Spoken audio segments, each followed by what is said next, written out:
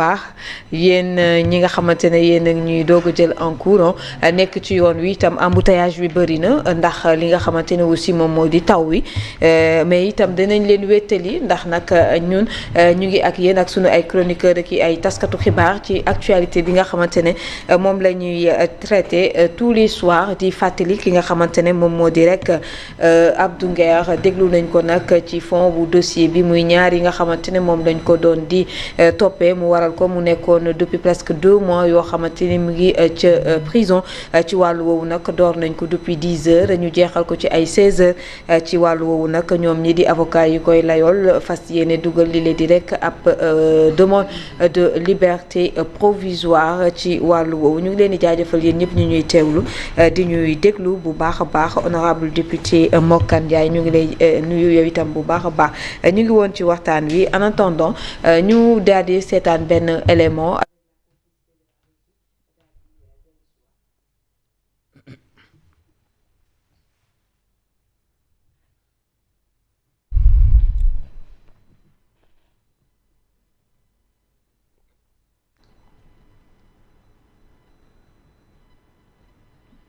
xale yaa ngi koy ŋawti ŋawti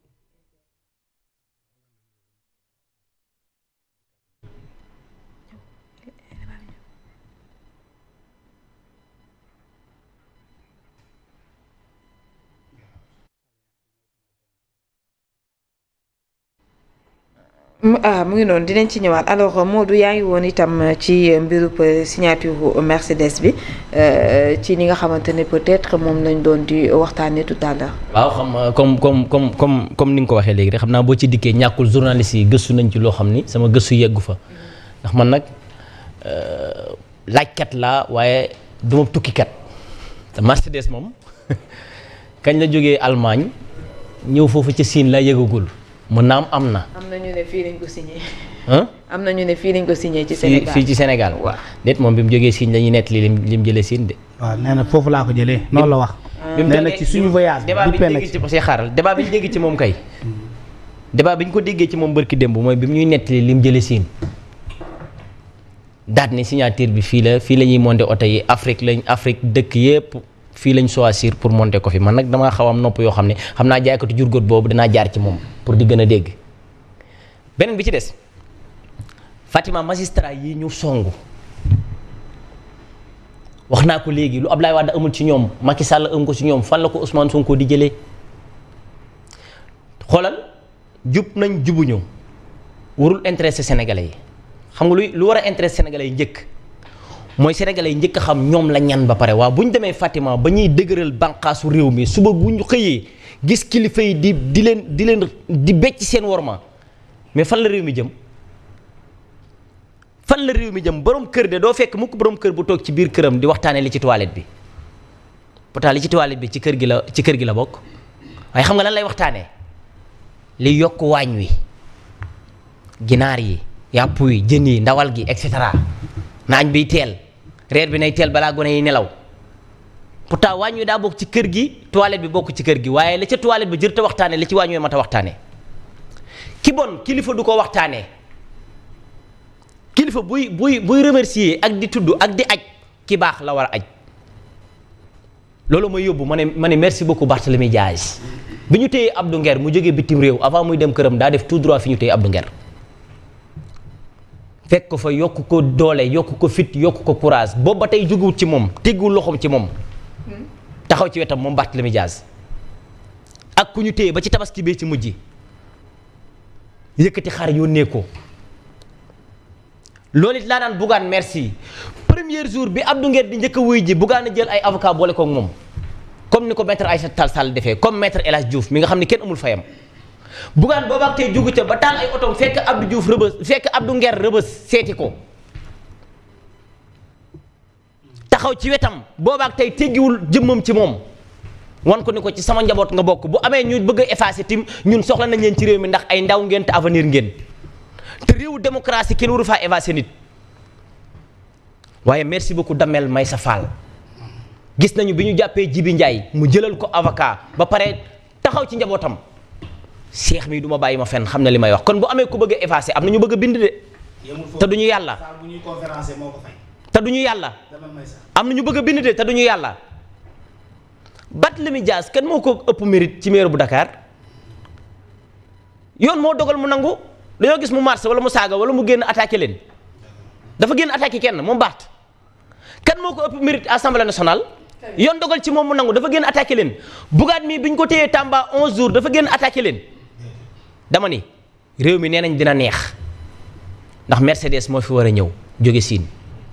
kon xale yi pare leen mën ngeen a am liggéey xale yi tàccu leen te wut ay tëni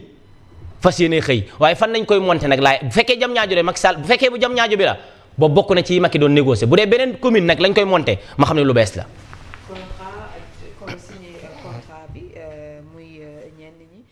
ci li nga xamante ne moom moo di kàddu yooyu nga xamante ne le premier ministre yëkkati woon na ko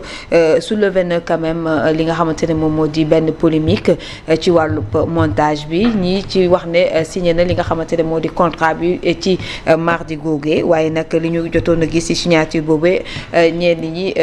wane ko itam moom moo di 2017 la mbir yi nekkoon avec la complicité de la régie dañuy ànd seetaan élément bi daal dellu siwaate bu dee yemb na.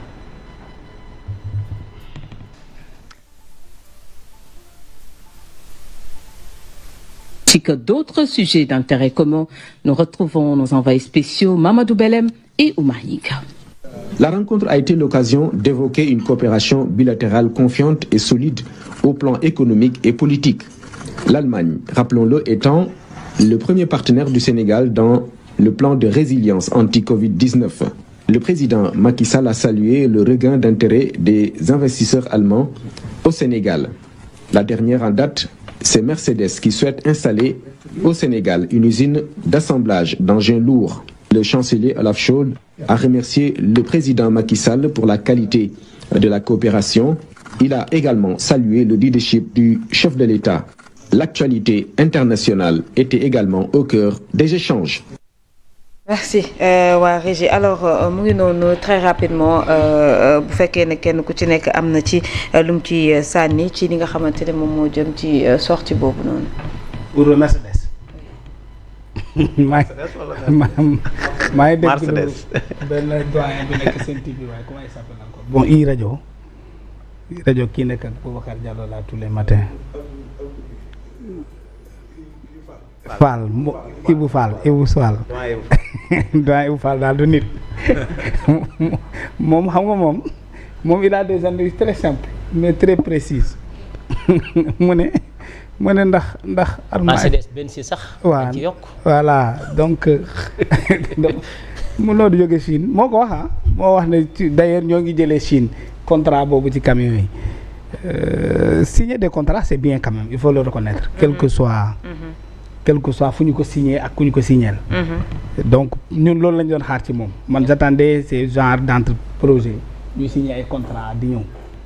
maintenant Fatima xam nga Chine c'est pas un petit pays Chine réew la boo xam ne dafa réussir lu bari te c'est un pays historique Mao gis nga bu mu jëlee le pouvoir entre les mains de Chiang Kai-shek 1949 ba Chiang Kai-shek daw dem ci beneen île ba Taïwan mais loolu mooy dëgg gis nga la politique c'est l'histoire 1949 la République de Chine maa ngi dëgg sax d'ailleurs ci voyage am bii mu def benn journaliste bu mu yóbbaale ne oui le président Ousmane Sonko va rencontrer le président de la République de Chine. C'est une catastrophe. La République de Chine mooy Taïwan. Oui. bii nii République populaire de Chine la.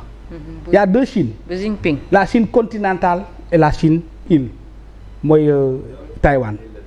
En réalité la Chine continentale bi nga xam ne moo nekk léegi République de Chine Mao Zedong moo ko tuddee waat tur boobu moo nekkoon la République de Chine mais quand Chiang Kai-shek est parti à l'île de Taïwan dafa maintenir le nom de la République de Chine pour mu jox ko île de Taïwan. C'est bon pour nga xam yooyu surtout quand tu dis être journaliste ces faits historiques là il faut nga xam leen. Mao qu'est-ce qu'il a fait pour développer la Chine dafa jël ay xale yu bari tas leen dans les universités techniques du monde pour ñu nekk ay ingénieurs la longue marche 1000 ans de voilà mu ne 3 ans de souffrance pour 1000 ans de bonheur. D'ailleurs il a pendu beaucoup d'intellectuels là qui n'étaient pas dans sa ligne politique sanctionné nekkoon ku tàng ku soxor et la Chine a réussi ses merveilles aujourd'hui à partir de ce déclin-là que Mao a impulsé loolu mooy dëgg mu dem jàngal booy yi defar moteur oto moteur avion l'ingénierie technique de haut niveau tu pars les mains vides tu reviens les mains vides mais avec une tête comme ça bu mu ñëwee ne booy jàngi ngeen ba ñëw ngeen nekk ngeen ay ingénieur qu'est-ce que vous avez besoin pour que la Chine di fabriquer ay oto made in Chine une technologie chinoise ainsi de suite ngay yokk ci loo xam ne dafa jóge ci li ngeen jàng mais mu nekk une différente technologie que les autres n'ont pas parce que le monde c'est un monde de la concurrence. Très bien. léegi yow boo demee ci dëkk bu nekk mel noonu tu parles de souveraineté ñun li ma doon xaar pas wax nit ñi ne nous avons signé des contrats avec Mercedes-Benz qui ne sont même pas des Chinois mais nañu j'ai signé avec le président chinois un partenariat universitaire qui permet à des étudiants qui viennent d'avoir le bac qui sont sortis de nos grandes écoles là